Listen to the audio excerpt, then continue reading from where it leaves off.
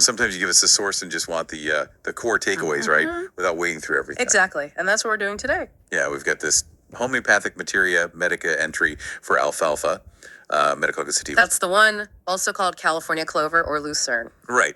So our mission basically is to just pull out what this specific text says about its effects on well-being. Okay, so starting off, what really stands out is the emphasis on nutrition. Nutrition, okay. Yeah, it links alfalfa's action to the sympathetic nervous system, the part regulating unconscious functions. Ah, okay. And how does that connect to nutrition according to this? Well, the text claims it positively influences nutrient absorption and use. So like better digestion, more appetite. Exactly. Leading to, it suggests, better energy, both mental and physical, and potentially even weight gain. So it sounds like it's framed as helpful for conditions where malnutrition is a factor, like neurasthenia. Right, or that old term splunchnik blues, probably meaning digestive upset and low mood.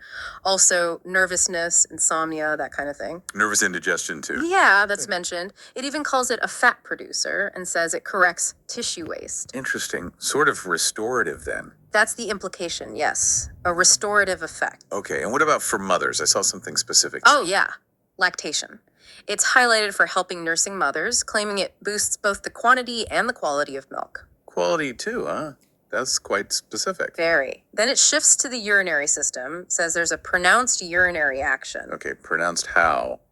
What does that mean here? Well, it's just using it for things like diabetes insipidus, that excessive thirst and urination condition, and phosphaturia, excess phosphates in urine. Wow, okay. Specific condition? And it even mentions potentially easing bladder issues linked to an enlarged prostate. That's quite a claim. What else? It notes that rheumatic tendencies, what they call the rheumatic diathesis, seem particularly responsive. So potentially helpful for joint pain or that sort of thing. That's the hint, yeah. Maybe impacting inflammation or metabolism related to it. Right. And what about mood, mental state? Ah, yes. It's described as inducing mental exhilaration, a general feeling of well-being. Good for dispelling the blues, apparently. Like a mood lifter. Kind of, yeah. Though, interestingly, it contrasts that with states like dullness or gloom, but also mentions irritability. Oh. Which it says can actually worsen in the evening for some. Oh, okay. Any physical head stuff mentioned? Briefly, dull, heavy feelings, especially in the back of the head or above the eyes. Headaches, sometimes just on the left side. I got it. And I think I saw something about ears. Yeah, a kind of stuffed feeling at night in the eustachian tubes, and then feeling unusually open or patulous in the morning. The little details. Okay, back to digestion. We mentioned appetite, but what else? Increased thirst is noted, and appetite changes can go both ways. Less appetite, or sometimes more, even bulimia. So quite variable. Seems so. Also needing to eat often, hunger spells, especially mid-morning, and craving sweets. Right. And digestive discomfort. Oh, yeah. Gas, bloating, shifting pains along the colon after meals. Frequent loose yellow stools, too, described as painful with burning gas. And it even notes a link, maybe speculatively, to chronic appendicitis. Wow. Okay.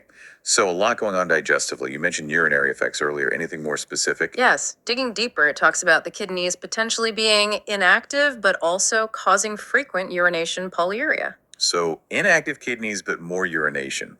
Seems a bit contradictory. It does sound a bit odd, but it also mentions increased elimination of things like urea, indican, and phosphates. So maybe it's about how the kidneys are working, focusing on waste output. I see. Focusing on flushing things out. Okay. And sleep. That's always a big one. Definitely. The source suggests alfalfa improves sleep quality, makes it quiet, restful, refreshing, especially noted for early morning sleep. Sounds nice.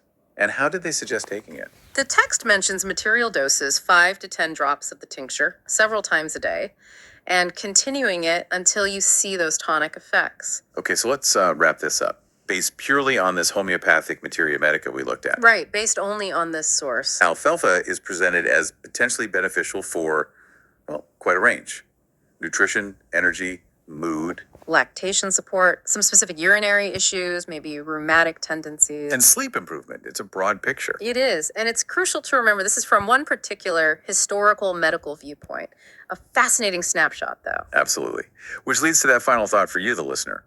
Given all these reported effects across different body systems, digestion, mood, urinary, and so on, what other traditional uses might alfalfa have had? in different places or times. And how could modern science maybe dig into these historical claims? Yeah, what might we find if we looked closer today? Something to think about.